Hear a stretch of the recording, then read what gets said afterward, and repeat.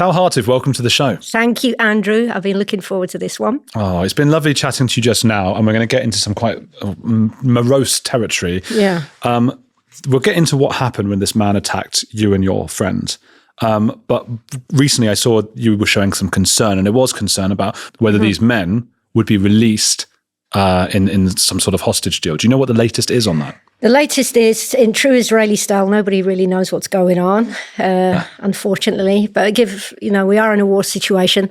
I don't know. I mean, if there comes to be an all-for-all deal, meaning all murderers will be released for all hostages, dead and alive, then yeah, they'll be getting out.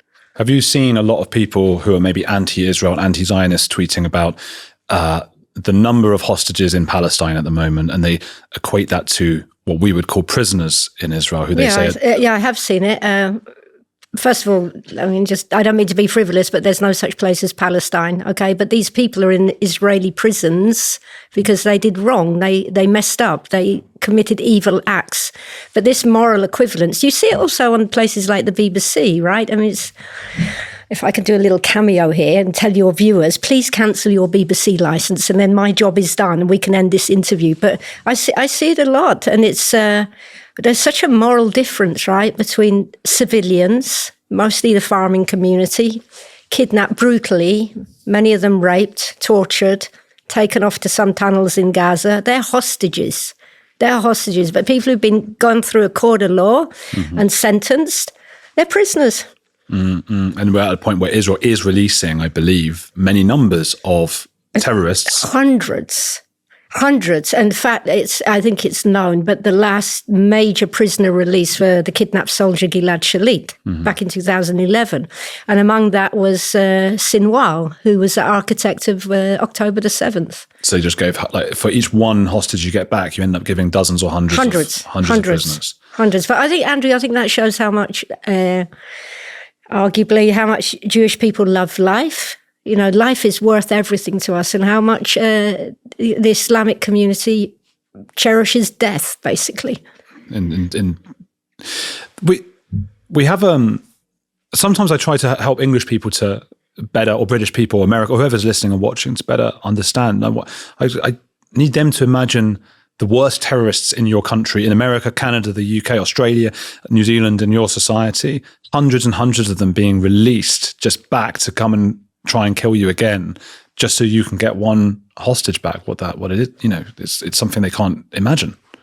No, it is unimaginable. And it's very interesting because I did do an interview a few weeks ago and I felt, it is anxiety inducing. I'm not scared, like if they're released, they're going to come and find me, but it's the injustice of it all, right? The injustice, and it's so rage inducing. And I wondered to myself, like, how am I going to manage this? How am I going to manage this emotion? And I realized I needed to talk to some of the hostage families and be around hear their pain and their anguish. And I can't even begin to imagine what they're going through. And it occurred to me that it's a bit like the situation the Jewish community found themselves in during the Holocaust in the ghettos, where you have the Judenrat. And the Judenrat are answerable to the Nazis, but they're also trying to look after their own people. And what you have, as one Holocaust historian said, he said it says choiceless choices. And that's the position that Israel seems to find herself in, choiceless choices. So for me, I understood, like emotionally, to get through every gruesome day, I have to also hear the heart and the story of these poor families, because as a people, we're both Jewish, we've always been complex, and we've been able to hold two contradictory situations in each hand and somehow balance them out with that contradiction and that difficulty. You know what I mean? So it's like this thing with the hostage situation. On the one hand, these families, they need mercy, and the hostages need mercy. But people like myself, I want justice. I don't want them to get out. So it's not a this or that situation. It's a this and that. And the way I think we're going to get through it as a people, and also me, is to hold these two contradictory emotions in balance. It's a really interesting philosophical thought experiment here, isn't it? everybody wants, whenever there's some sort of hostage, or not even just hostages, so somebody goes missing, or there was that sort of submarine recently, or a year ago, that went under the sea, the country comes together, you'd do anything to get those people back because a narrative forms around them and you imagine being in their shoes, and that's a societal empathy.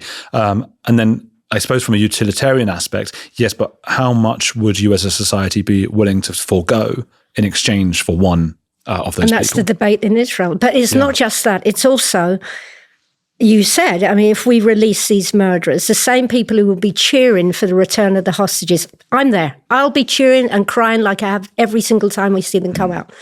But amongst some of these people who are celebrating the release of our hostages, a few weeks down the road, it's very likely that we'll be at their funerals because these murderers, these cold-blooded savages, have vowed to murder again.